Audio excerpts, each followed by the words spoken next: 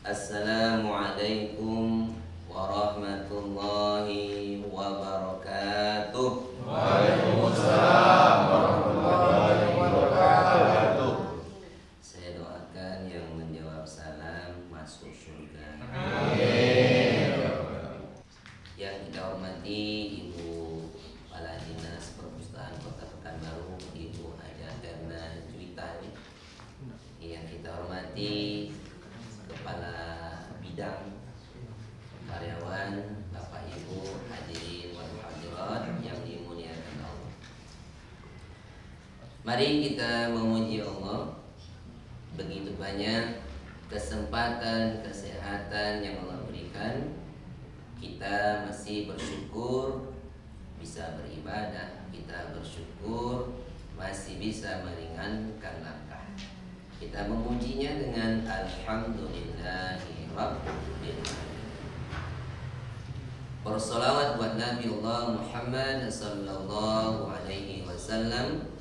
Allahumma salli ala Sayyidina Muhammad wa ala ali Sayyidina Muhammad. Assalamu alayka ya Rasulullah. Assalamu alayka ya Habibullah. Kita mulai pertemuan ini dengan bismillah. Bismillahirrahmanirrahim. Bapak Ibu, para karyawan yang dimuliakan Allah, pada pagi hari ini kita akan menyampaikan tentang bagaimana tata cara wudhu dan apa saja yang disunnahkan. Kita bahas berdasarkan Al-Quran, ya. Surah Al-Ma'idah, surah yang kelima, ayat yang ke-6. A'udzu billahi minasyaitonir rajim. Bismillahirrahmanirrahim. Ya ayyuhalladzina amanu idza kuntum ilas shalah faghsilu wujuhakum wa aydiyakum ilal marafiq wamsahu bi ru'usikum wa arjulakum ilal ka'bayn. Ya ayyuhalladzina amanu, hai orang-orang yang beriman, idza kuntum ilas shalah, apabila kalian ingin mengerjakan salat, yang harus kamu perhatikan adalah faghsilu wujuhakum, basuhlah wajahmu, wa aydiyakum ilal marafiq, basuhlah tanganmu sampai ke siku, wamsahu bi ru'usakum, usaplah kepalamu, wa arjulakum ilal ka'bain, dan basuhlah kakimu sampai mata kaki. Jadi dalam pelaksanaan sholat, hal yang paling utama yang harus kita perhatikan adalah masalah wudhu. Apabila wudhu itu sempurna, maka sholatnya sah. Apabila wudhunya tidak sempurna, sholatnya bagaimana? Ya tidak sah, bukan separuh. Aduh, bukan separuh-separuh. Maka yang harus kita perhatikan bagaimana cara wudhu yang sempurna gitu. Memang sudah kita lakukan wudhu itu bahkan setiap hari, paling minimal 5 kali, ya kan? Minimal itu. Sholat wajib, belum sholat yang sunnahnya, belum kegiatan yang lainnya. Maka yang harus kita perhatikan bagaimana wudhu yang sempurna. Apabila seujung kuku saja anggota wudhu tidak basah, maka sholatnya batal. Maka ini sangat penting. Jadi pelajaran kita pada pagi hari ini itu sangat luar biasa. Mudah-mudahan Allah bimbing kita untuk selalu menyempurnakan bagaimana berwudhu yang sempurna. Insya Allah. Bapak Ibu yang dimuliakan Allah Subhanahu wa taala, berdasarkan ayat ini tadi bahwasanya rukun wudhu itu ada 4. Ya, rukun wudu ada 4. Sebenarnya 6. Ya. Yang 6 ini diawali dengan niat, diakhiri dengan tertib. Tapi yang paling pokok 4. Apa yang paling pokok? Yang ini kita katakan tadi dari awal. Yang pertama, rukunnya adalah faghsilu wujuhakum. Basuhlah wajah. Ya kan? Yang kedua, wa aydiyakum ilal marafiq. Basuhlah tanganmu sampai ke siku. Wamsahu biru'usikum. Usaplah kepalamu. Yang keempat, wa arjulakum ilal ka'bain. Basuhlah kakimu sampai mata kaki. Jadi berdasarkan ayat ini rukunnya 4. Ya, di luar dari niat dan di luar dari tertib. Tapi rukun itu ada 6, tapi yang pokoknya 4. Baik, Bapak Ibu yang dimuliakan Allah, yang pertama kita bahas bagaimana cara melaksanakan wudu yang sempurna tadi.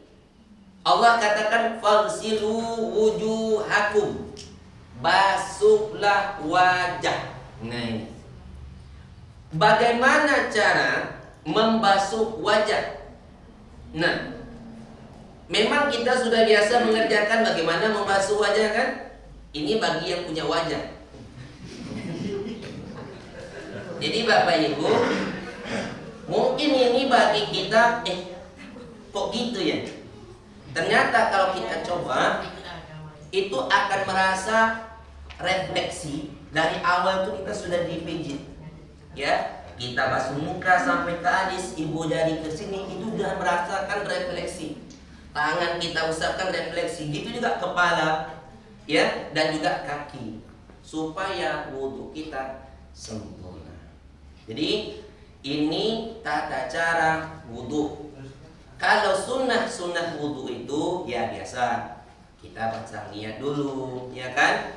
Baca bismillah dulu, kumur-kumur, masukkan air hidung, nah baru kita melaksanakan yang sunat tadi, membasuh 3 kali, ya kan? Dan di akhir dengan doa. Jadi kalau kita sudah selesai, bacalah doa.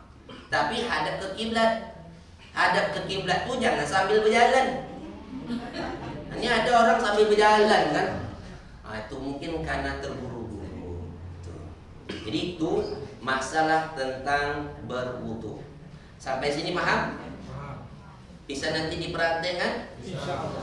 Jadi kita ulangi biar nanti lebih maksimal. Ketika kita menampung air, memasukkan wajah begini, dan jari telunjuk ini mainkan ke celah begini sambil ke alis dan belakang telinga dan ke dagu.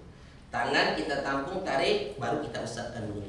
Kiri begitu juga, tampung, tumpahkan dulu, tarik, dan kalau kepala kita tumpahkan airnya dulu, baru diusap. Ya, ke belakang, usap sampai ke telinga. Kaki begitu juga, setelah kita gosok dari kelingking celah-celahnya, baru kita usap dari atas ini naik ke turun ke bawah dan sampai ke mata kaki. Begitu tata cara supaya wudu kita sempurna. Coba kita tanyakan diri kita, umur sekarang sudah 20-an, 30-an, 40-an, kepala 5. Apakah wudu kita ini sudah sempurna atau belum? Bayangkan kalau sempat wudu kita belum sempurna, apa nanti pertanggungjawaban kita sholat di hadapan Allah? Karena yang pertama kali dihisab adalah sholat. Kalau sholat sempurna, maka ibadah yang lain sempurna. Bagaimana kalau wudu kita tak sempurna? Nah, ini yang kacau. Baik, Bapak Ibu yang dimuliakan Allah Subhanahu Wa Taala, itu tata cara berwudu. Sekarang kita lanjutkan tentang bab solat, ya. Rasulullah katakan, "Shallu kama ra'aitumuni usolli." Solatlah kamu sebagaimana aku solat. Ini setiap hari kita kerjakan. Bapak Ibu yang dimuliakan Allah, kita harus mengerti dahulu arkanus sholat, ya. Kita harus mengerti dulu rukun sholat, ya. Saya mau tanya, sholat itu apa? Apa itu sholat? Ma makna sholat? Halo, apa itu sholat? Pekerjaan yang diawali dengan takbir diakhiri dengan salam. Nah, sholat itu adalah aqwalun, ya, ucapan, af'alun, perbuatan, muftatahun bitakbir, dibuka dengan takbir, wa tamatun bisalam, dan ditutup dengan salam. Nah, ucapan, perbuatan diawali dengan takbir, ditutup dengan salam. Itu namanya sholat. Sekarang arkanus sholat, rukun sholat. Saya mau tanya, rukun itu artinya apa? Wajib. Contoh, rukun haji, ya, rukun haji. Apa itu rukun haji? Salah satunya wukuf. Al-hajju Arafah. Haji itu di Arafah. Siapa yang ikut wukuf pada hari 9 Zulhijjah dan berada di Arafah dan meninggalkan Arafah sesudah maghrib, bagaimana hajinya? Sah atau tidak? Sah. Ini karena belum haji ya. Nah, saya doakan bisa berangkat haji. Mau berangkat cepat atau lambat? Supaya DP dulu. Nah, itu syarat sah haji, wukuf, yaitu rukun. Ada lagi rukun nikah, syarat sah menikah. Apa syarat sah menikah itu? Rukun itu ada calon dulu. Wali dulu calon. Ya, habis calon kan baru wali. Nah, wali nasab atau wali hakim. Ada saksi berapa orang? 2 orang. Ada ijabnya, ada maharnya, kan begitu. Itu syarat sahnya untuk menikah. Nah, gitu. Itu namanya rukun. Sekarang rukun sholat. Syarat sahnya sholat itu apa? Kita harus mengetahui apa itu rukun. Di dalam sholat ada berapa rukun? 13. Nah, 13. Bapak Ibu yang dimuliakan Allah, ada yang disebut dengan rukun qauli, ya, ucapan. Ada yang disebut dengan fi'li, perbuatan. Yang ketiga ada yang disebut dengan rukun qalbi, hati. 3 ini. Saya ulangi. Pertama rukun qauli, yang kedua rukun fi'li, yang ketiga rukun qalbi.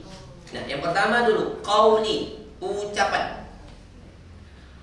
Apa yang menjadi rukun yang diucapkan di waktu sholat? Ada 5 rukun qauli. Apa dia? Takbir. Yang kedua Al-Fatihah. Yang ketiga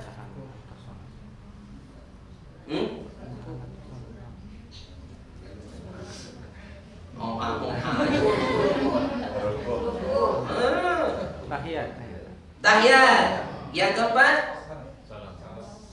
Salam terakhir. yang salam yang kelima. Asal sebut solawat. Iya. Yang kelima sah. Nanti saya tanya balik ya. Awas tak dapat. Pertama takbir, yang kedua yang ketiga yang keempat, yang kelima. Ini rukun qauli. Pertama takbir, dilafazkan.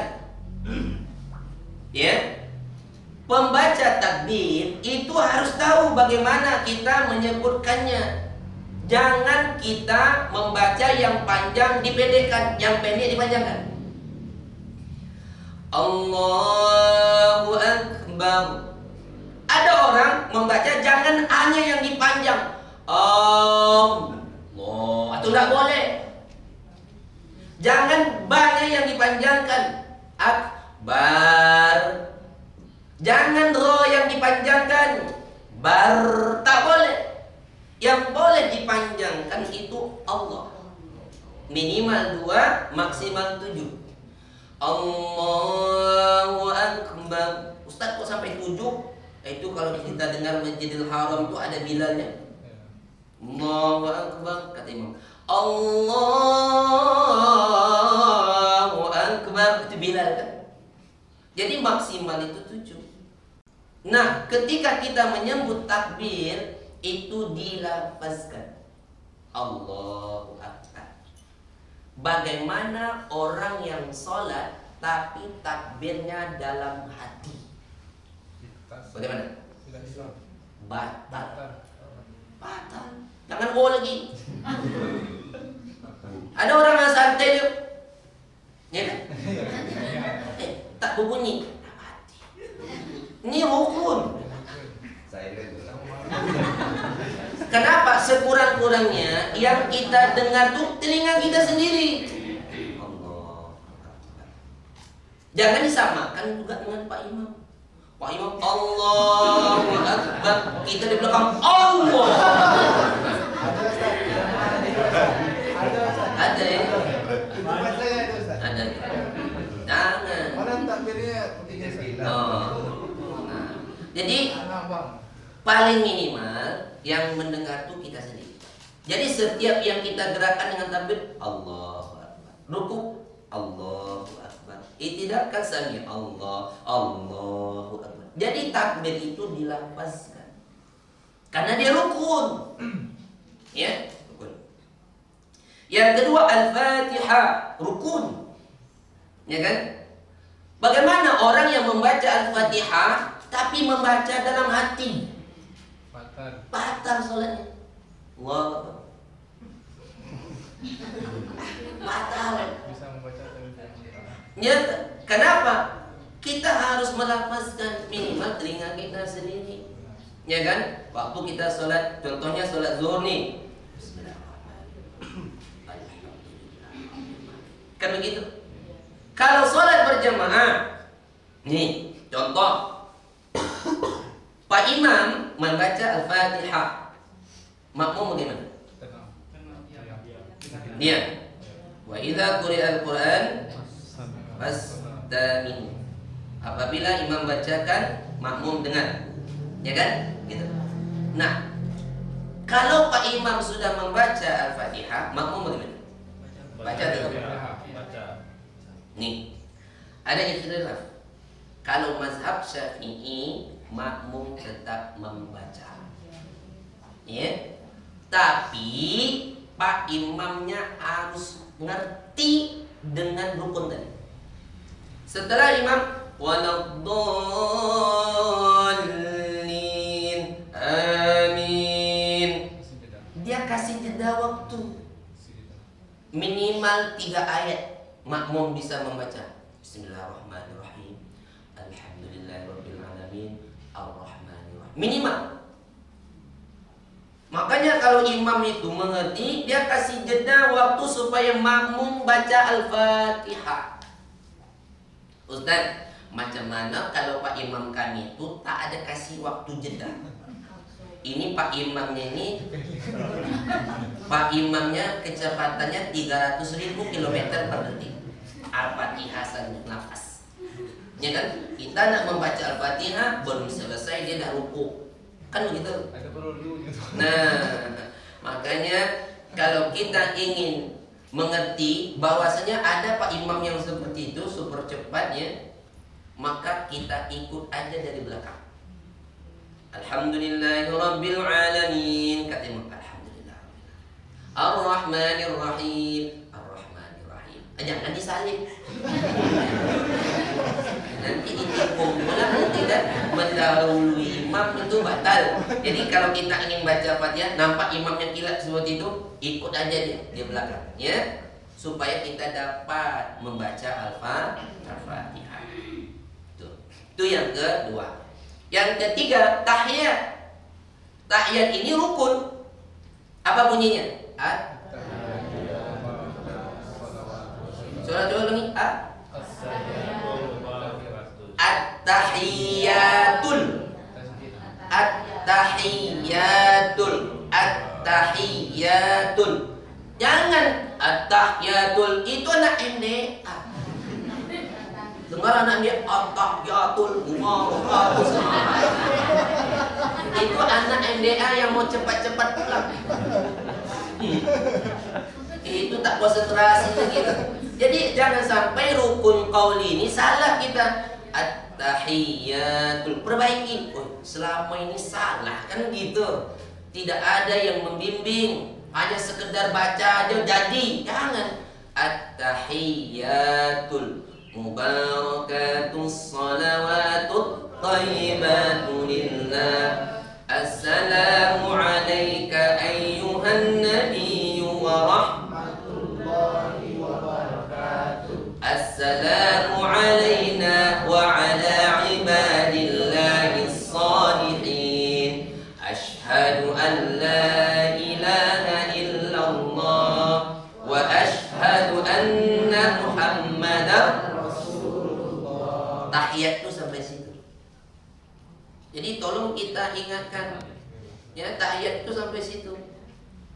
Jangan salah baca lagi at-tahiyatul, ya.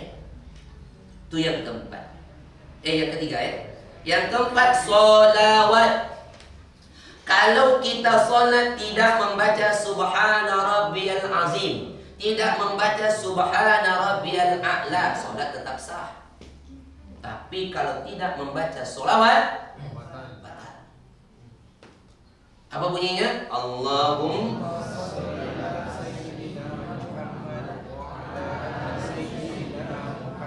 mohon maaf. Ada yang menyebut pakai sayyidina, ada yang tidak pakai sayyidina, ya kan? Nah, Bapak Ibu yang dimuliakan Allah, sayyidina itu artinya panggilan penghormatan. Contoh kepada seorang bapak, gitu. Kita kalau ketemu dengan Bapak RT kan panggil sobat Pak RT gitu kan. Wajar nggak kita panggil RT? Nggak sopan kan gitu. Panggilan penghormatan. Sayyid. Nah, Rasulullah SAW mengatakan ketika sholat dia tidak mau berlebihan dipuji. Dia mengatakan cukup Allahumma sholli ala Muhammad wa ala ali Muhammad. Itu di dalam sholat karena ada aturan, diatur. Maka Rasulullah tidak mau dipuji ketika sholat. Cukup Allahumma sholli ala Muhammad. Di luar sholat silakan, karena dia tidak diatur. Kalau saya pribadi di waktu sholat saya tetap baca Allahumma sholli ala Muhammad wa ala ali Muhammad. Di luar sholat saya tetap baca Allahumma sholli ala sayyidina Muhammad, karena dia tidak beraturan. Tapi terserah Bapak Ibu. Saya cuma menyampaikan, ya. Ini bukan berarti harus begini, tidak, tapi ini ada ketentuan yang diatur. Nah, Allahumma sholli ala Muhammad wa ala ali Muhammad. Rukun sholawat itu sampai di situ saja. Wa ala ali Muhammad. Kama shallaita ala Ibrahim, sunnah. Ya, wa barik ala Muhammad, sunnah. Fil alamina innaka Hamidum Majid, itu sunnah. Yang rukunnya cuma itu saja.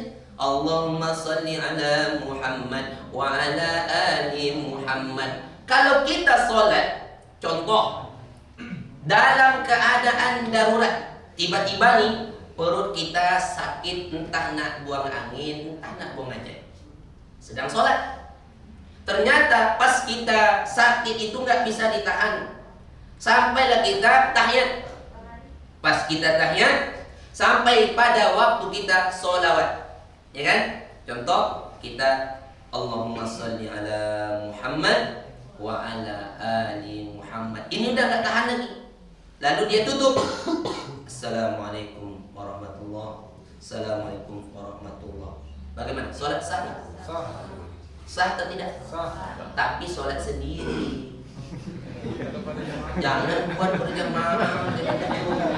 Pak Imam belum, ya kan?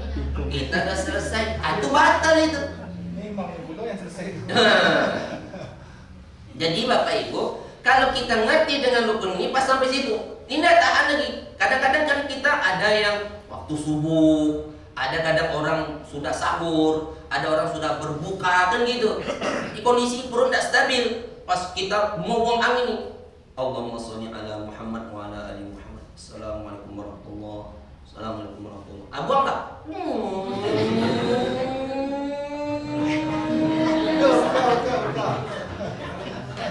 Kenapa? Maklum aja lah, knalpot kita kan beda-beda. Ada yang masih ori, ada yang udah racing. Yang racing itu tak bisa pula ditahan dan meletup-letup pula. Ini kalau orang yang tidak ngerti, ya. Kalau kita mengerti, enak ibadah. Yang tak ngerti nih, dia pikir tahiyat itu harus sampai salam. Perut dah tak bisa kompromi, ya kan? Udah tak bisa kompromi, dipaksakan. Itu yang gelisah. At-tahiyatul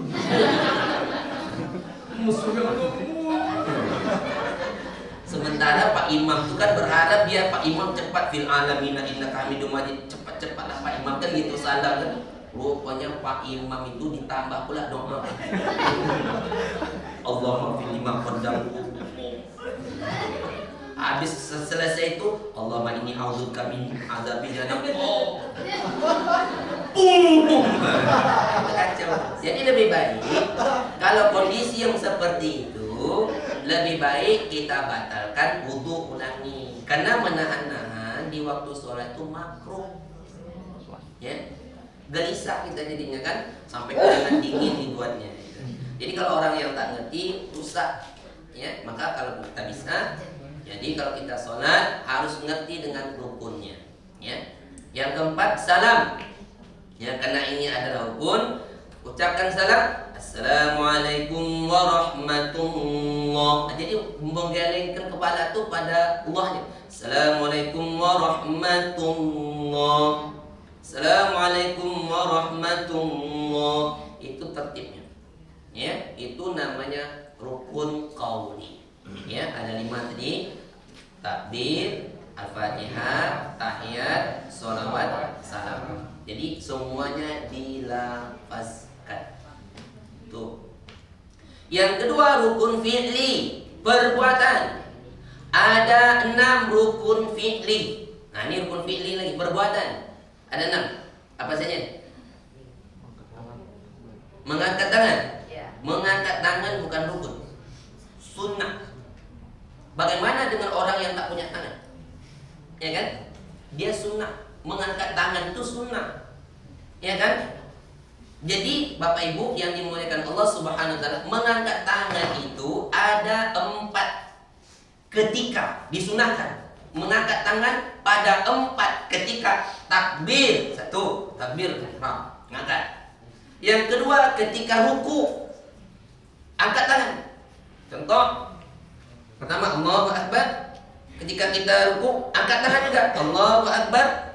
Ketika i'tidal, sami Allahu liman hamidah. Dan mengangkat tangan ketika naik rakaat ketiga. Kita tahiyat awal contohnya, sholat maghrib, sholat zuhur, sholat asar kan, rakaat ketiga. Naik kita mau rakaat kedua, dari 2 naik ketiga, disunnahkan mengangkat tangan, Allahu Akbar. Rakaat kedua dan keempat tidak disunahkan mengangkat. Ya, makanya kalau kita punya ilmu, oh di situ letaknya. Kadang orang naik rakaat angkat, naik rakaat angkat, naik rakaat angkat. Jadi yang disunahkan pada 4 ketika saja. Ya. Nah, Bapak Ibu yang dimuliakan Allah Subhanahu wa taala. Jadi mengangkat tangan itu sunnah. Ya. Jadi yang sekarang kita bahas adalah rukun dulu. Nanti kita jelaskan bagaimana mengangkat dan meletakkan tangan. Sekarang rukun fi'linya dulu. Ada 6 rukun fi'li. Yang pertama apa?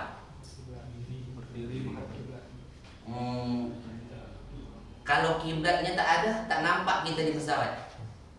Kan kita arah aja kan? Yang rukun fi'li itu adalah berdiri. Berdiri. Berdiri. Berdiri. Ya. Yang kedua, ruku. Yang ketiga, i'tidal dulu. Mana ada orang habis ruku langsung sujud? Tidak ada. Ya. Jadi i'tidal, sujud, duduk antara 2. Yang keenam, duduk tasyahud akhir. Nah, saya ulangi, berdiri. Ya. berdiri ini rukun. Maka jangan kita sia-siakan karena ini rukun berdiri. Berdiri bagi yang mampu. Kalau tak mampu berdiri, duduk. Tak mampu duduk, baring. Apa pula tidur? Mana ada orang sholat tidur? Baring. Habis itu dengan isyarat, tangan, mata, hati. Itu rukun. Jadi kita lakukan itu dengan berdiri. Mohon maaf Bapak Ibu. Kalau kita berdiri harus lurus menghadap ke kiblat. Tengok kaki kita. Ada orang kakinya begini. Lurus enggak? Ya, harus kita luruskan begini, lurus. Kecuali kakinya bengkok sebelah, kan tidak bisa diluruskan lagi kan. Jadi kalau bisa upayakan lurus. Jadi itu berdiri. Nah, mohon maaf. Ada orang yang datang ke masjid bisa jalan kaki, diantar kadang pakai Honda, masuk masjid jalan kaki meskipun terengkek.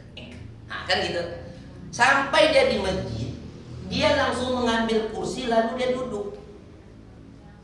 Duduk lalu takbir. Sholat itu nggak sunnah.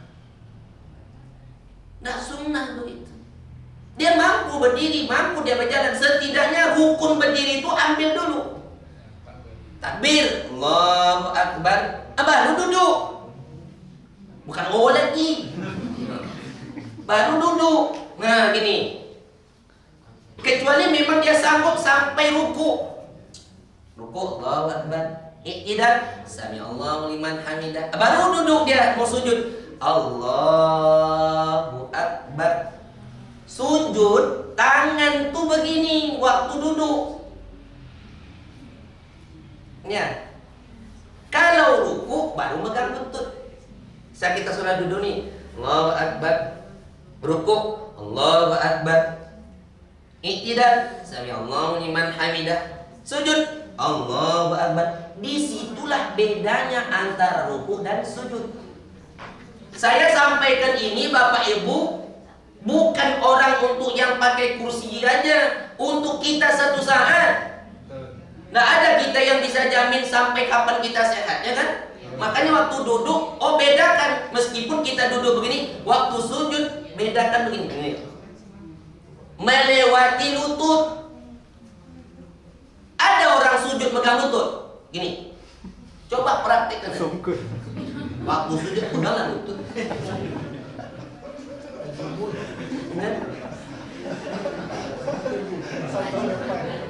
Jadi Bapak Ibu, memang kita hadir gini, memang ilmu gitu loh. Jadi kalau kita sholat dalam keadaan pakai kursi roda, mungkin kita nggak sanggup lagi, ya oke, duduk aja langsung. La yukallifullah nafsan illa. Allah tidak memberatkan. Kita nggak mampu langsung, Ustadz kepala saya putar ya, udah duduk aja langsung. Kecuali mampu berdiri hanya takbir aja, ya hanya takbir. Tapi tolong kakinya jangan mengangkat, tolong tetap di sopan dulu.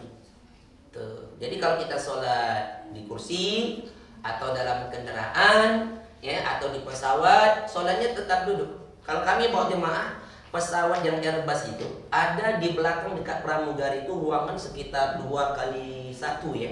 Itu biasanya bisa kita sholat berdiri. Itu. Jadi saya kadang manfaatkan waktu itu untuk kadang sholat di belakang untuk berdiri. Tapi kalau nggak memungkinkan udah sholat duduk aja. Macam mana nak menengok kiblat? Nah, macam mana pula nak tahu arti kiblat? Waktu sholat aja kita nggak tahu. Dah masuk belum nih? Dah jam berapa kita nih? Posisi kita di mana nih? Kan begitu jadinya. Jadi kalau di pesawat tuh kita nggak bisa sholat di awal waktu, karena kita mikir jam berapa kadang. Ini waktu mana nih? Saya pernah kejadian seperti itu. Kita nggak tahu jam berapa nih. Waktu udah masuk subuh, tapi subuhnya waktu itu Arab jam 5. Sementara di Indonesia jam 9 pagi. Cuaca masih gelap atau udah mulai terang. Tiba-tiba terang tengok jam. Tak mau kita sholat. Ya. Jadi bukan berarti kita meninggalkan dan melalaikan. Jangan coba-coba meninggalkan dengan sengaja. Kita tetap sholat. Dari dalam keadaan duduk sekalipun, kita tetap melaksanakan arkan, rukunnya. Berdiri. Tuh. Ya, ruku, iktidal, sujud, duduk antara dua sujud, dan duduk tasyahud akhir. Itu namanya rukun fi'li. Ada berapa rukun fi'li? 6. Rukun qauli tadi 5 ya. Nah, mengangkat tangan, Bapak Ibu yang dimuliakan Allah. Kalau mengangkat tangan itu ada macam ya. Ada orang yang mengangkat tangan berdasarkan mazhab Syafi'i sampai ke ujung telinga gini. Allahu Akbar. Ya kan? Ada yang Allahu Akbar. Ada yang setentang dada. Allah. Ya bahu gini. Allahu Akbar. Ada yang paling pelit. Allah.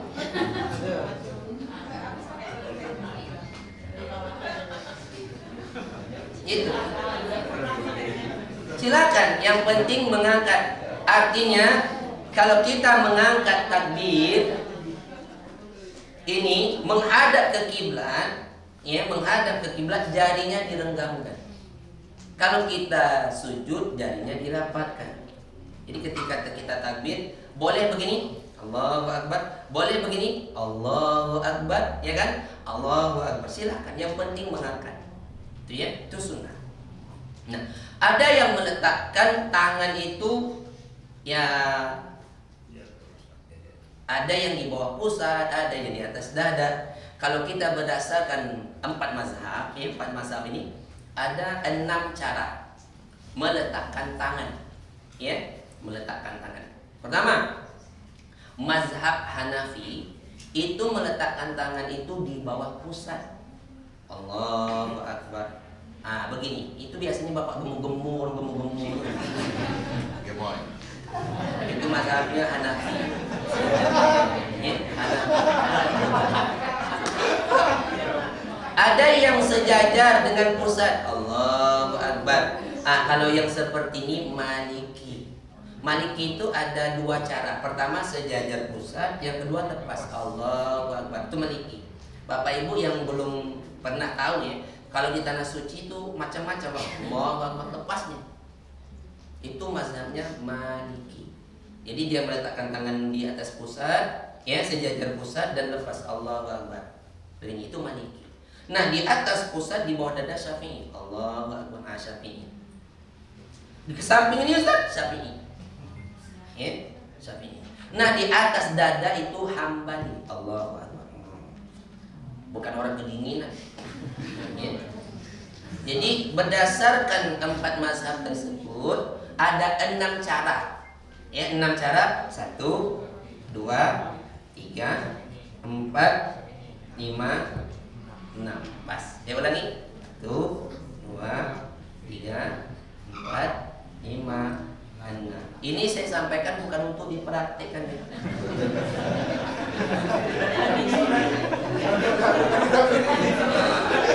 Nanti waktu sholat Jumat, waktu sholat asar, masuk maghrib, udah berubah Pak sholat. Kami tadi kajian. Ini bukan untuk diapakan, tapi cukup untuk diketahui. Kadang ada orang meletakkan tangan begini aja, Bu Pak. Ya. Ada begini hanya menempel saja.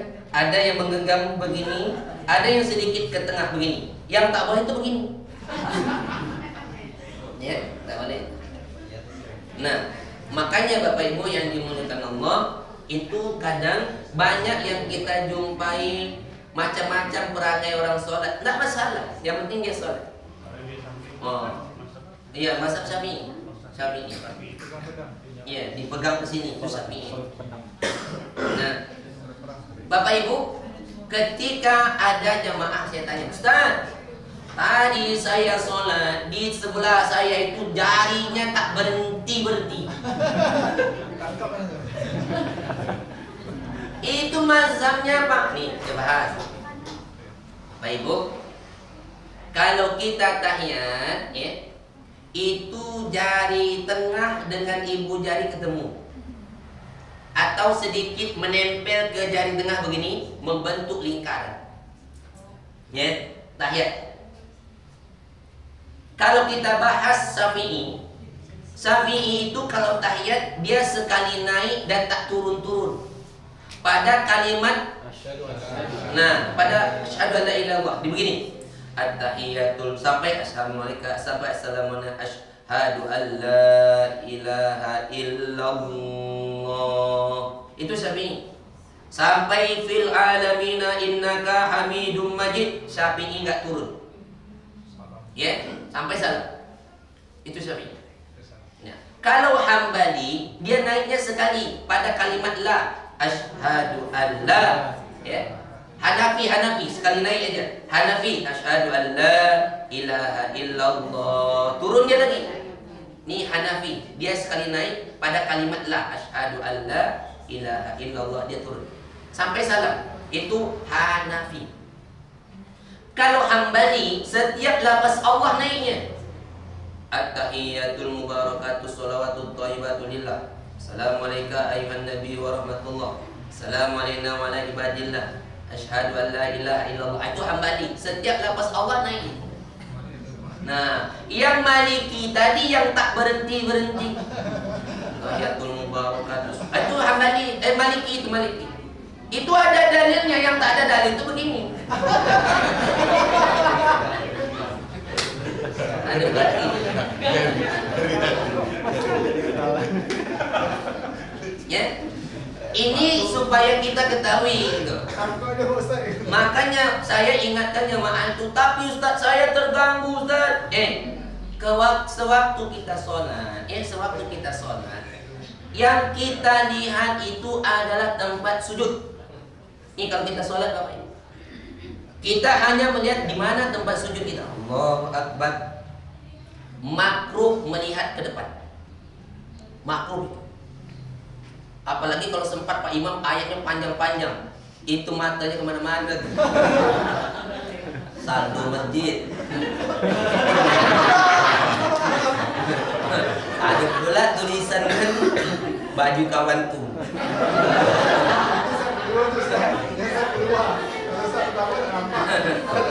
Makanya saya ingatkan, waktu di depan Ka'bah, jamaah, meskipun kita di depan Ka'bah, jangan melihat ke Ka'bah, tengok sujud itu.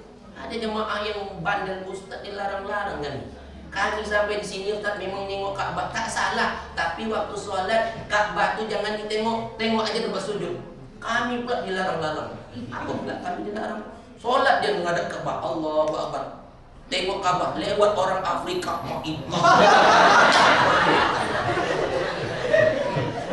jadi macam-macam di sana makanya. Itu. Jadi ketika sholat wajah kita melihat ke tempat sujud. Waktu tahiyat wajah kita ini melihat ke arah jari telunjuk. Yang ditengok tuh telunjuk siapa? Telunjuk kita. Ini sholat kadang tengok. Kalau Ustaz macam mana? Saya sholat, yang saya tengok jari telunjuk saya lah, kecuali batu cincin.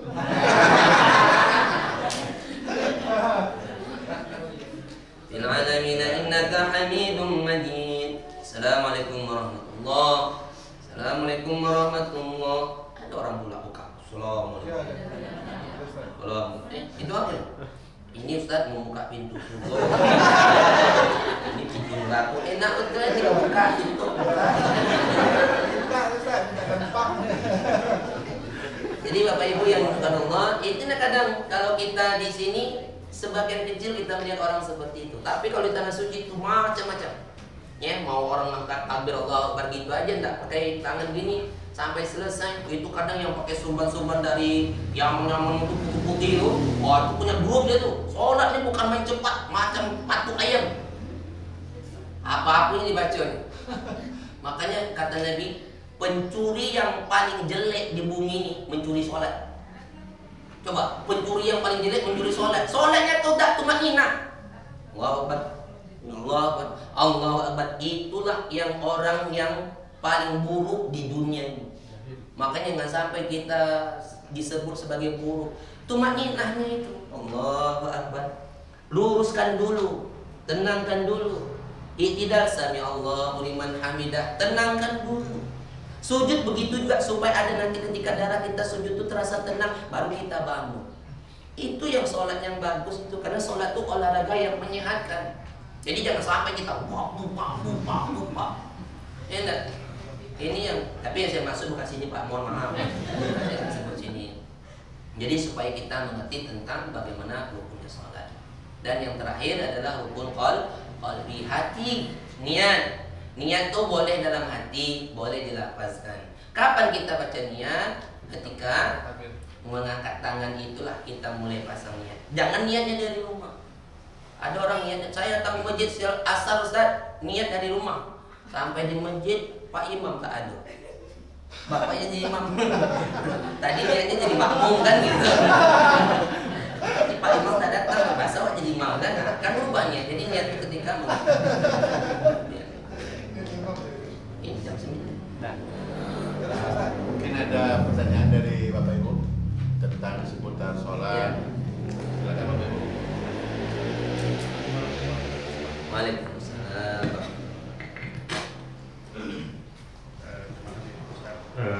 Sedikit pertanyaan, kita nih belajar sholat ini kan banyak dulu dari masa dari SD, dari SMP belajar sholat. Makin kesini kan sebenarnya dari SD itu nggak diajarin mazhab Syafi'i, Hambali, Hanafi. Jadi dapat guru ngajinya begini seperti tadi saya merasa bahwa di satu sisi saya pakai Syafi'i, di satu sisi saya pakai itu namanya talbik, ada remiknya. Dan itu memang bukan dulu saya nggak mengerti gitu kan, tapi kan dari satu sisi kan ada beberapa ya. Nah, kita belajar lagi nanti pergi ke masjid, nah, mereka mengajarkan dengan mazhab yang berbeda lagi gitu kan. Jadi secara utuh memang dari satu mazhab itu kan memang kita nggak terlalu paham sekali gitu ya yang mana. Nah, menurut pendapat Ustaz, bagaimana gitu? Apakah memang kita harus memperbaiki satu mazhab itu memang kita pakemkan gitu? Tapi kan kita sudah bertahun-tahun dengan sholat yang diajarin guru ngaji ini, Ustaz ini gitu. Jadi mungkin saya merasa juga sholat saya bercampur-campur gitu ya. Mungkin itu saja yang saya Jadi itu tadi mungkin kita takbirnya pakai Syafi'i. Allahu Akbar. Tangannya begini, Hambali pula. Ya kan? Waktu tahiyat kita pakai Maliki pula. Itu namanya talfiq. Artinya ada lagu tuh dikoplo kan. Diremik kan. Jadi musik itu jadi bagus jadi kan. Jadi mana satu yang nak kami pilih nih Ustaz? Sementara kami kan terbatas ilmu. Itu Pak, hanya sunnah saja. Yang penting jangan kita gara-gara itu kita berkelahi. Gara-gara satu pakai kunut, satu tak pakai kunut, tak datang ke masjid. Ini yang masalah. Ada jemaah tuh pakai kunut. Bawalah saya tak pakai kunut. Pas Pak Imam Allah madina fi man hadait dak. Amina fi man afait Pak Imamnya lah. Tapi katanya mengikut imam. Mengikut imam kalau imam angkat tangan, enggaklah. Ini kan apa susahnya? Jangan Pak Imam tak angkat, kita angkat sendiri. Pak Imam tak pakai kunut, kita pakai kunut. Udahlah lantaklah saya pakai kunut sendiri. Itu tidak ngikut namanya. Jadi di mana kita berada ikuti. Orang di situ pakai kunut angkat. Orang situ tak pakai kunut jangan buat. Saya pun kalau menghargai orang di mana saya berada disuruh saya jadi imam. Pak Ustaz jadi imam. Majulah Pak kami hormati Pak Imam. Pak Ustaz lah jadi imam. Saya tanya di sini pakai kunut nggak? Oh enggak. Kami terserah Pak Imam, kalau pakai kunut kami angkat, kalau tidak tak masalah. Sebenarnya di sini pakai kunut atau tidak? Oh tidak, saya tak akan buat Pak. Sini zikir sama-sama enggak? Oh sini sama-sama, saya akan buat. Oh sini zikir masing-masing, saya tak akan buat. Menghargai yang itu Pak. Jadi yang lebih enak tuh menghargai, jangan menyalahkan. Oh ini bid'ah. Jadi yang situ salah. Jadi dimanapun kita berada, yang semampu kita nih, ilmu kita sampai di situ. Yang penting kita sholat. Mau kita pakai campur-campur mazhab, niatnya satu, menghadap Allah aja lah. Gitu. Baik itu aja Pak ya. Baik, ada lagi Ibu? Sedikit Pak Ustaz ya. Terima kasih ya Pak Ustaz. Assalamualaikum warahmatullahi wabarakatuh. Mungkin di sini Ustaz minta ditambahkan sedikit Pak Ustaz. Tadi kita bicara masalah rukun, mungkin di sini kita minta Pak Ustaz, mungkin Pak Ustaz peragakan sedikit cara sholat yang benar itu dari ruku, sujud sampai ke sujud terus naik ke tumakninah. Jadi kadang-kadang Pak Ustaz kita melihat, kadang-kadang saya melihat Pak Ustaz ada kita ini tidak memakai tumakninah tumaninah Pak Ustadz. Nah, mungkin di sini ya bisa Pak Ustadz peragakan sedikit Pak Ustadz. Baik. Bapak Ibu yang dimuliakan Allah, artinya tumaninah itu supaya sholat kita sempurna. Jadi tumaninah itu ketika kita meletakkan takbir, wasta'inu bis sabri wassalah. Kamu minta dan bertolonglah kepada Allah dengan sabar dan sholat. Sholat itu harus sabar. Ya, sabar takbirnya Allahu Akbar, sabar baca Al-Fatihahnya, ya kan? Coba Bapak Ibu, kalau tiba-tiba datanglah SMS dari malaikat Israil. Kata Israil, nanti saya siang datang menjemputmu. Wah, itu sholat macam mana? Allah, bukan main tuh. Biasanya habis Al-Fatihah ayatnya inna atau naklu. Tahu Israil datang? Yosi. Jadi kita harus sabar. Sabar rukunya. Allahu Akbar. Tenang aja. Ya. Sami Allah liman hamidah. Ketika kita sujud gitu juga. Ada orang sujud lutut dulu. Ya kan? Allah. Baru tangan. Ya kan? Nah, ketika kita sujud begini, bapak-bapak tuh lebih bagus merenggangkan. Ibu-ibu bagus merapatkan gini. Setidaknya ada kucing bisa lewat seperti itu. Ya, yang tak boleh tuh begini. Tangan tuh tak boleh sini, harus ditumpukan begini atau merapatkan begini. Nah, makanya kalau kita berdiri, maka kalau kita tadi lutut dulu baru tangan, nah ini tangan dulu baru lutut. Ada juga orang sholat lutut dulu. Nah, biasanya gemuk-gemuk apa ya anak-anak. Habis itu dia bangun, tak masalah. Mau lutut dulu atau tangan dulu, yang penting jangan kepala dulu. Kalau panas terperhatilah. Jadi semua itu kita tidak menyalahkan. Mereka membuat itu ada dalil. Kalau kita mampu lutut dulu, ya kan, silakan. Kalau kadang kaki kita ini kan ada yang kena lututnya kan, turun ditumpu dulu, tidak masalah. Artinya memang kita harus sabar melaksanakan sholat itu sabar aja. Ini enggak? Kasihan nggak kalau sholat tarawih imamnya masih muda, yang putus belakang tuh, itu kan kasihan. Jadi imam tuh harus ngerti yang di belakang gitu. Jadi kalau kebanyakan imam makmumnya masih muda-muda kan energi, yang tua-tua tuh kasihan. Jadi mudah-mudahan Bu, dengan adanya kita belajar ini, intinya adalah tumaninah itu sabar. Ya, sabar gerakan, sabar bangkit, sabar membacanya, itu yang paling penting. Supaya kita baca itu betul-betul kita mendengarkannya. Jangan asal baca, lain yang dibaca, lain yang diingat. Nah, apalagi kalau mengingat suatu pekerjaan yang belum selesai, sholatnya tak kemana-mana itu. Ya. Baik. Itu lagi Pak Ustadz, ini Ustadz, itu lagi Pak Ustadz. Ini mungkin kita nih Pak Ustadz dari umur mungkin dari balik ya, balik umur 17 sampai kita udah ini sampai saat ini, mungkin saya rasa mungkin kita di sini mungkin ada yang meninggalkan sholat mungkin ya kan. Jadi Pak Ustadz mungkin pertanyaannya bagaimana kita di sini bisa menggantikan, bisa nggak kita menggantikan sholat kita di umur kita yang sudah begini Pak Ustadz gitu kan.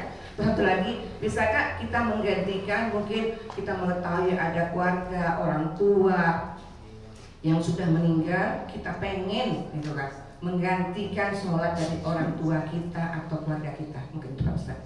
Pertama, kalau kita meninggalkan sholat, ya Bu ya, meninggalkan sholat itu kan hukumnya kafir, jadi haram ya. Meninggalkan sholat dengan sengaja tanpa uzur itu kafir. Nah mungkin kita dahulu mungkin pernah melalaikan atau sengaja meninggalkan. Sekarang kita sudah mulai bertobat kembali kan. Ya Allah, dulu banyak melalaikan sholat. Nah sekarang saya ingin mengqadha. Jadi berdasarkan mazhab Syafi'i mengatakan, kalau kamu lupa atau kamu pingsan tidak sadar, kerjakanlah sholat itu ketika kamu ingat. Ya, mungkin tadi kita sholat asar, waktu asar kita ngantuk tidur, bangunnya pas maghrib. Sholat maghrib, sholat isya, rasa hati kita tak tenang. Tadi rasanya saya tak sholat asar. Oh iya, saya tak sholat asar. Astagfirullah. Wudhu langsung sholat asar di waktu ingat. Kan boleh tuh. Sekarang kita mau bertobat. Ya Allah, terlalu banyak kesalahan saya ya Allah yang dulu saya tinggalkan. Sekarang saya ingin mengqadha. Nah, yang sholat kita qadha tuh habis sholat zuhur qadha. Habis sholat asar qadha. Habis sholat subuh qadha. Habis maghrib qadha. Cuma yang menjadi pertanyaannya, waktu asar, waktu subuh ini, habis sholat subuh, bagaimana kita nak qadha?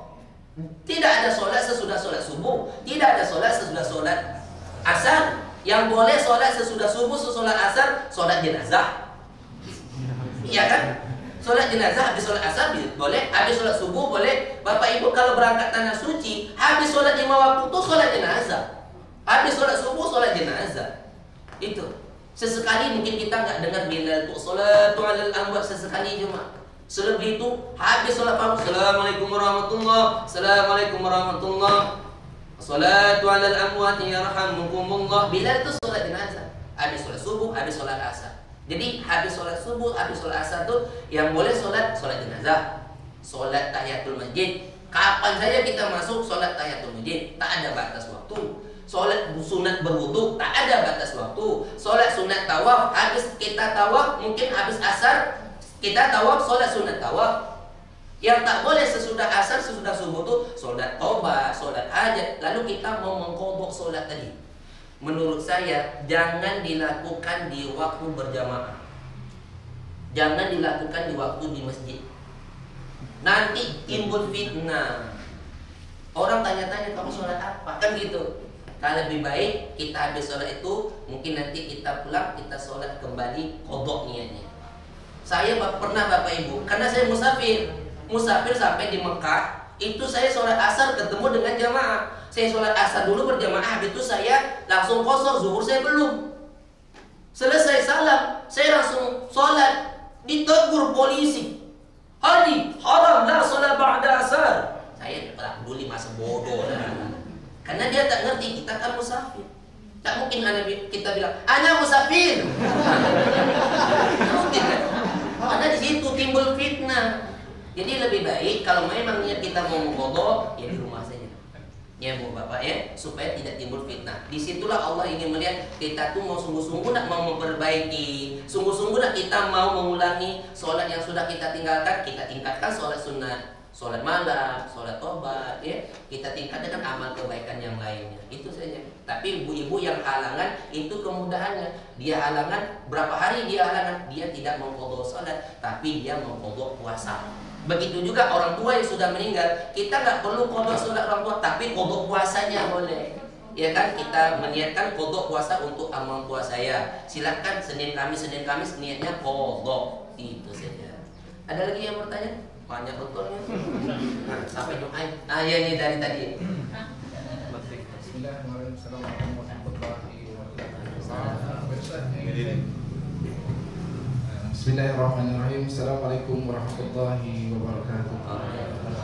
Baik Ustaz, yang ingin saya pertanyakan di sini tentang masalah pembacaan surat Al-Fatihah.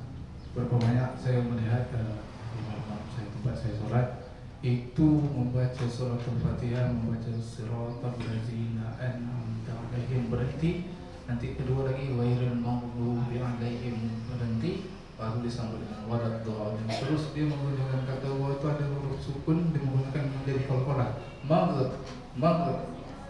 Dan mohon penjelasan Pak Ustaz, apakah karena salah satu sahnya sholat itu apabila pembacaan surat Al-Fatihah itu benar baru diterima. Mungkin itu ada yang saya bertanya. Assalamualaikum warahmatullahi wabarakatuh. Jadi ada yang siratal ladzina an'amta 'alaihim ghairil maghdub. Boleh tak kita memberhentikan itu? Sebenarnya tidak ada masalah. Boleh. Ya, mau kita lanjutkan lebih bagus, ya kan? Jadi kalau seandainya terputus di situ, dia tidak sampai kepada fatal. Artinya boleh dia berhenti dan boleh dia lanjutkan. Kalau maghdub itu harus ada perbaikan. Contohnya kadang kita nggak bisa memaksa di satu tempat. Ada orang sholat, mohon maaf, lidahnya nggak bisa dirubah. Allahu Akbar, alhamdulillahi rabbil alamin. Itu macam mana? Ngarahmanir rahim, nggak bisa. Karena keadaannya begitu. Allah tidak paksakan, Allah tidak memberatkan suatu kaumnya. Tapi kalau kita mau diperbaiki itu lebih bagus. Tapi kalau lidah itu tak bisa lagi dirubah dan dia tidak ada niat untuk merubahnya, bukan sengaja, tapi pembawaannya begitu, itu tidak bisa disalahkan. Tapi begini Pak Ustaz, ketika beberapa jamaah itu menegur, beliau tidak terima. Itu saya berpendapat begini, kalau imam ini egois orang, karena dia merasa bacanya lebih paling banyak. Nah, artinya disitulah kita harus, imam tuh salah satu, dia sah jadi imam disenangi makmum. Kalau makmum tak suka, dia tak sah jadi imam. Nah, itu kuncinya. Kalau egois lupa imam tuh payah. Jadi makmum nanti sholatnya sendiri, jadi yang dibaca diperbaiki sendiri. Jadi intinya begitu. Kalau dia tak mau dinasehati, tak mau dikasih masukan, udah kita sendiri. Jadi kadang payah sholat. Di mana kita berada, disitulah letaknya. Kadang banyak kelemahan, kekurangan. Yang penting kita jangan terlalu membanggakan diri kita. Kita ini banyak kekurangan, itu aja. Intinya jangan sampai kita tidak disengaja. Kalau nengok siapa jadi imam, wah, Pak Imam ini akan gitu tuh. Tapi kalau jadi imam, tengok, saya pernah Bapak Ibu datang sholat tarawih, apa kata jemaah? Siapa yang imam badan? Ustadz Haji Sofyan. Hatilah gitu. Pak Ustadz dulu sholatnya panjang ayat tuh. Kenapa gitu? Waktu umroh dulu, ayatnya panjang. Tak percaya tengok. Allahu Akbar, baru Pak Imam Ar-Rahman. Mati wak. Ar-Rahman yang dibacanya Allamal Quran. Kacau Pak Imam. Khalaqal insan, copeklah Pak Imam. Allamahul bayan, besok datang lagi. Selesai sholat tarawih, tengok dinding. Siapa yang ngapa bu? Nengok imam besok. Apa gitu? Pak Ustadz Sofyan itu datang enggak kemarin ini? Kami kalau dia datang kami tak mau sholat Pak. Apa? Panjang ayatnya. Sakit lutut kami mak-mak lah tua. Tapi yang besok jadi imam siapa? Pak RT. Mantap. Inna a'toina. Ini masih ada pertanyaannya? Gini aja Pak Ustadz, mungkin pertanyaan ditulisnya nanti Bapak Ibu. Nanti kita akan ini kan Pak Ustadz ya, karena waktu sudah jam 10. Satu lagi. Silakan. Yang lain nanti di mengajuk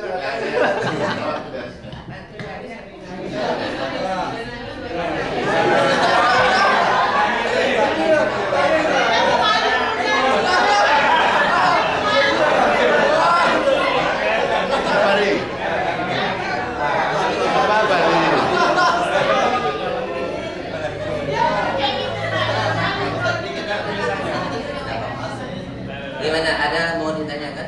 Bisa nih. Bisa? Boleh. Enggak boleh. Masih.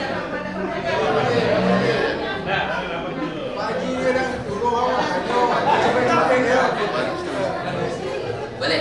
Iya. Apa? Ya maaf ya. Assalamualaikum warahmatullahi wabarakatuh. Waalaikumsalam.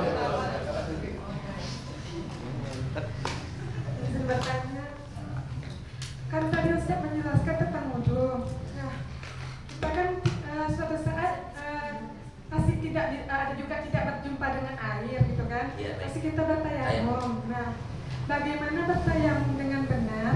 Lalu satu lagi, ketika kita sakit tidak bisa menggerakkan badan. Kalau sholat kita bisa menggunakan gerakan mata atau hati kalau memang tidak bisa digerakkan semuanya. Tapi kalau berwudhunya seperti apa kalau tidak ada orang?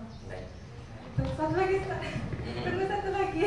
Ini kalau perempuan lagi hamil, kan perutnya besar itu, pasti sholatnya sholat duduk kalau nggak mampu berdiri. Tadi Ustadz bilang harus sujudnya agak condong ke depan kan? Nah, bagi perempuan yang perutnya besar kan tidak bisa condong ke depan. Bagaimana? Baik. Bagusnya. Yang pertama masalah tayamum. Tayamum itu yang dibasuh cuma dua saja, ya, wajah dan tangan. Jadi kalau kita dalam keadaan tidak ada air di pesawat, ya kan, di pesawat atau di dalam bus, ya kondisinya darurat nih. Nah, lalu kita tak menyumpahkan debu pun kadang kita susah, di mana meragu. Lalu kalau kita di pesawat itu kadang ada kursi di depan atau di jendela, ya kan, di pesawat itu kadang kursinya ada 3. Tak mungkinlah kawan yang di sebelah kita tuh nak kita langkahin kan, tak mungkin. Atau kita tempel pula ke wajah dia kan, tak. Jadi kita di kursi, ya kursi seperti ini. Jadi kita niatnya ingin bertayamum. Sengaja aku bertayamum untuk mengerjakan sholat fardu atas diriku karena Allah. Itu niatnya. Nah, nanti ketika kita bertayamum itu kita usapkan begini. Kalau memang ada debunya, ya setelah kita usapkan, kita tepuk aja sedikit. Setelah itu baru kita tempelkan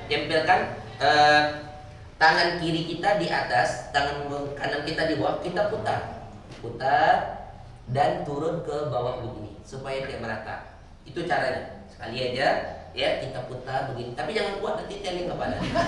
Jadi kita putar begini sampai begini. Nah, itu cara wajah. Tangan gitu juga, sama tadi kita tepukan. Tangan tepukan, yang kita lakukan tangan kanan dulu, tangan kiri yang bekerja. Dia akan mengusap sampai ke sini, lalu dia putar naik ke ini. Habis itu dibalas dari atas ke bawah begini, baru naik ke atas kembali begini. Udah cukup. Saya ulangi, kalau tangan, ya kalau wajah tadi begini, sekali putar aja naik turun.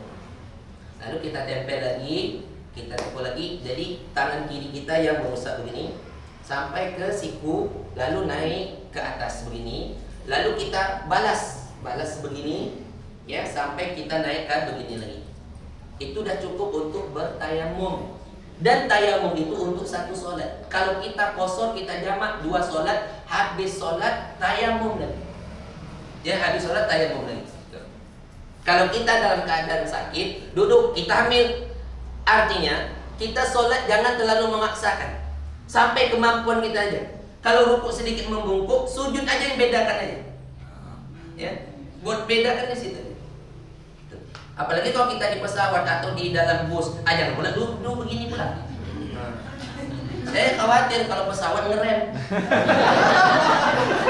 Ngeremnya tengah. Memang harus gitu. Jadi kalau kita duduk dalam keadaan hamil, duduk sholat dalam keadaan misal kita berbaring, menyandar, kita sholat.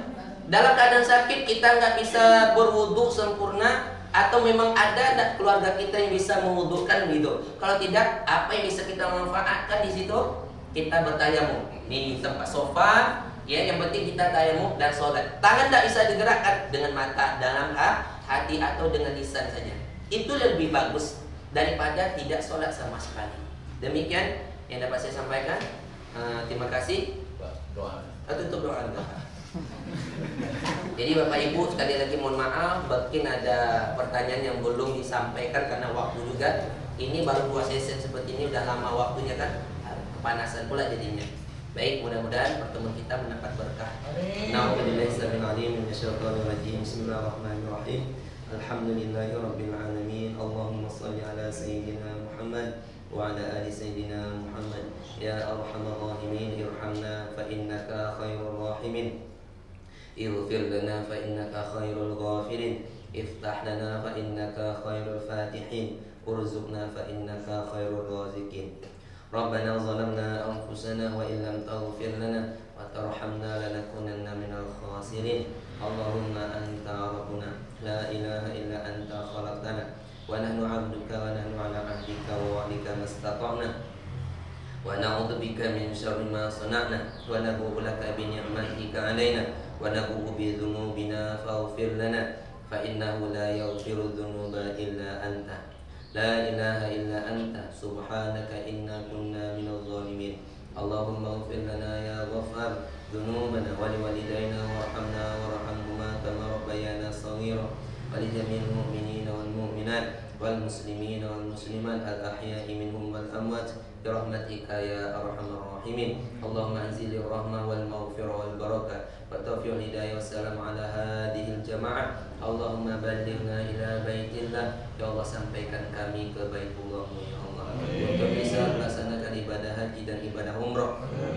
Wa ballighna fi ziyarat maqburah Rasulillah sallallahu alaihi wasallam fil Madinatil Munawwarah, dan sampaikan kami juga ya Allah untuk bisa berziarah ke makam Rasulullah sallallahu alaihi wasallam di Madinah Al-Munawwarah. Rabbana hab lana min azwajina wa dhurriyyatina qurrata a'yun waj'alna lil muttaqina imama. Allahumma akhtim lana bi husnil khatimah wa la takhtim alaina ya Allah bi su'il khatimah. La ilaha illallah Muhammadur Rasulullah Rabbana atina fid dunya hasanah wa fil akhirati hasanah wa qina adzabannar walhamdulillahi rabbil alamin. Taqabbalallahu minkum.